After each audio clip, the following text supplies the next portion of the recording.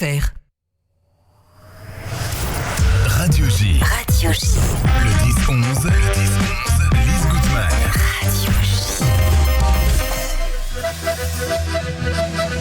Radio J, le rendez-vous d'actualité juive. Laurent Cohen-Coudard, Alexis Lacroix, Laurent Cohen-Coudard, bonjour. Bonjour Lise, Voilà, Lise comme ça, Gutmann. Bonjour Lise Gutmann. Comme ça, on fâche personne. Alors, un nouveau numéro d'actualité juive qui vient de sortir.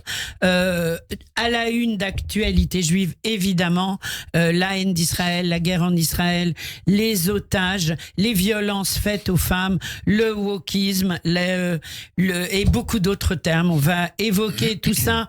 On va commencer avec les otages, la reprise de la guerre. Oui, non, c'est au jour le jour et presque minute par minute, Laurent Cohen-Coudard. Oui, c'est pour ça qu'on a titré le dilemme. Oui. Le dilemme d'Israël, en fait, c'est Exactement. On va dire c'est une équation qui est difficile à résoudre. Pourtant, elle a zéro inconnu. Il n'y a pas d'XY. On sait qu'on doit libérer nos otages et on sait qu'on doit détruire le Hamas. Les deux sont liés forcément. Sont liés indubitablement. Vous savez, on demandait souvent au rabbi comment il pouvait tenir debout à 80 ans pendant des heures à faire passer chaque juif devant lui. Il disait que chaque juif est un diamant. C'est pareil pour nous. C'est pareil pour l'État d'Israël. Chaque otage a une importance incommensurable. On ne peut pas foncer dans le tas, faire notre opération bille en tête. On est obligé de penser aux otages et ça, le Hamas le sait. Ouais. Ils jouent là-dessus. C'est leur guerre psychologique, leur guerre des nerfs. C'est la vie contre la mort. Voilà, exactement. Donc, c'est leur jeu. C'est encore une fois la lumière face à l'obscurité. Exactement. Et donc, Israël se retrouve, s'il n'y avait pas eu ces otages, évidemment, on attaque, on détruit le Hamas. Et puis, voilà, on parcourt la bande de Gaza du nord au sud et on y va. Et là, aujourd'hui, on est tenu par ça. Et c'est très, très compliqué. Très compliqué. Chaque soir, c'est une épreuve. Bien à sûr, Alexis Lacroix, oui. Au contraire. Effectivement, ce dilemme a les dimensions que Laurent vient de dire. C'est-à-dire que d'abord, on s'en rend compte, hein, c'est Rav Steinsaltz qui disait avant sa mort qu'Israël était une métafamille, une grande famille, une famille élargie, une métafamille.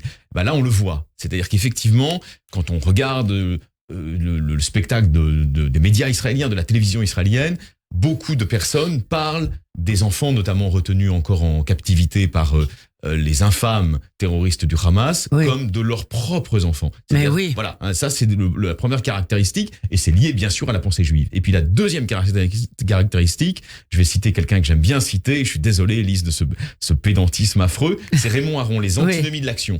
Parfois, dans la vie, on doit faire deux choses. Or, ces deux choses sont en partie incompatibles. Elles sont complémentaires, mais elles sont aussi incompatibles. Et aujourd'hui, on le voit. C'est-à-dire qu'effectivement, si on veut aller jusqu'au bout du processus de libération de nos otages, il y a la nécessité aussi de pratiquer ce qu'on appelle des trêves. Et peut-être de prolonger des trêves. D'ailleurs, on voit bien que la trêve est prolongée pour l'instant, et elle l'est pour la raison que Laurent a dite, c'est-à-dire essentiellement les otages. Alors justement, donc ces otages, pour l'instant, on les libère au compte-gouttes. Il en reste encore énormément. On verra la suite dans le prochain numéro de la semaine prochaine. Et on espère pouvoir annoncer de bonnes nouvelles les concernant. Oui, espérons-le. Alors, un numéro dans lequel les violences faites aux femmes sont omniprésentes. Un article très important sur le wokisme. Tout à fait. Une excellente interview, il faut le dire, d'Esther Hamar, de l'excellent Samuel Fitoussi, donc, dont le livre Woke Fiction sort. Et ça nous met en mots des choses qu'on a en tête, des incompréhensions. Et c'est vraiment, il faut vraiment, je vous conseille de la lire, c'est vraiment très bien structuré. Si vous voulez en deux mots, c'est les Juifs sont censés faire partie d'une minorité, on est 15 millions dans le monde. Ils sont dans un combat, les wokistes, ils sont sur mettre en avant l'oppression, donc c'est les Noirs, LGBT, etc. On devrait faire partie de cette catégorie, on n'en fait pas partie. Parce que pour eux, la réussite entre guillemets des Juifs relève plus du privilège que du mérite. Et on nous met dans cette case, ça rejoint exactement ce qu'on disait l'autre fois, c'est-à-dire pourquoi est-ce qu'on arrache des affiches de Juifs qui se sont fait enlever, y compris de bébés, parce qu'on n'aime pas nous voir dans la peau de la victime. Il y a un postulat, il y a un fait qui est installé. Les Juifs ne sont pas victimes. On n'est pas des victimes, c'est comme ça. On n'est qu'un bourreau. Après on a été victime le 7 octobre, mais dès le 8-9, c'est fini. Il y a une inversion. Il y a une inversion des données qui est catastrophique, parce que du coup, on subit toutes les douleurs qu'on peut avoir et cette injustice-là également. Fitoussi, c'est un des grands intellectuels on va dire plutôt conservateur de la jeune génération. Hein. D'ailleurs, il est chroniqueur au Figaro aujourd'hui. Son livre, effectivement, est remarquable. Et il montre, au fond, le continuum qui jusqu'à maintenant a été nié par beaucoup de gens, on va dire dans les gauches radicales, entre l'idéologie wokiste, qu'on vient d'évoquer, que Laurent a évoqué, et une certaine forme d'antisémitisme mondain. Or, effectivement, à partir du moment où vous retranchez des personnages, entre guillemets, blancs, associés à de la réussite sociale, souvent imaginaire, de certaines productions cinématographiques, vous êtes dans un engrenage identitaire absolument terrible. Et ce sont aussi, et prioritairement les Juifs, qui en font l'objet aujourd'hui. Donc pour ça, il faut méditer le travail de Fitoussi. Bien sûr. Mais ça rejoint, pardon, excusez-moi Lise, ça rejoint justement, on parlait des violences faites aux femmes, les manifestations des féministes. Le collectif des femmes du 7 octobre n'a pas été invité, ont été mises à l'écart, ça a été absolument catastrophique. On sait ce qui s'est passé on samedi revient dans le journal, à la manifestation, totalement. Et vous en parlez d'ailleurs. On en parle, on rentre dans des analyses également, on peut citer également Pierre-André Taguieff, on parle des indignations sélectives, tout est lié. Par rapport à ce wokisme, on ne peut pas rendre d'hommage. Et c'est ça qui est fort dans ce numéro, c'est vous avez une façon de mettre les choses en lien, ça fait que tout est lié. Oui. Et ça, c'est vraiment. Alors c'est vrai que c'est on notre le façon comprend très bien. Notre façon à qui elle, c'est une vraie analyse. De construire les dossiers justement, c'est cet emboîtement et cette avancée crescendo en fait, et surtout avec encore une fois beaucoup d'analyses, d'interviews, de commentaires qui nous dissocient d'une actu factuelle. Bien sûr. En temps réel. On me dit que Samuel Fitoussi, bien sûr, est chroniqueur dans la matinale de Radio J. Avec Ilana Ferradian, assez récemment d'ailleurs, mais c'est une très bonne recrue. Oui, c'est une très bonne recrue. J'avais envie aussi qu'on évoque l'UEJF. Vous leur consacrez un très grand article. Nos jeunes sont courageux, ils sont formidables.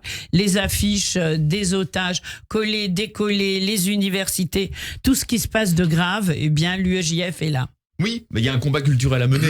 Et Samuel Lejoyeux et ses équipes en sont conscients face au wokisme. C'est-à-dire, j'allais dire, un combat progressiste contre progressiste. Bien sûr. On peut être, si vous voulez, un défenseur d'Israël intraitable, mais être un progressiste et s'affronter à d'autres soi-disant progressistes, ceux-là même dont nous venons de parler et dont Fitoussi déconstruit le discours, qui sont en fait des gens dont la motivation principale aujourd'hui est d'affaiblir l'Occident au sens large et au sens israélien plus particulier du terme, pour ce qui nous concerne dans le journal. Et donc effectivement, aujourd'hui, il y a un combat culturel à mener, j'allais dire, au sein même de l'espace des gauches européennes et américaines, et l'UEJF a décidé de le mener, c'est très bien, on ne peut que les applaudir. On peut que les applaudir, les remercier d'être là et de faire tout ce qu'ils font parce que c'est pas facile.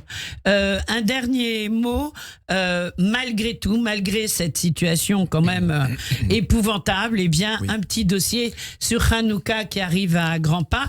Alors ce que je disais que c'était un dossier moins coloré que les autres années, mais il y a tout et malgré tout, les lumières de Hanouka sont censés nous apporter l'espoir. La configuration du journal fait qu'on a moins de place que les dossiers qu'on développe d'habitude sur Hanouka, qui est extrêmement important pour nous.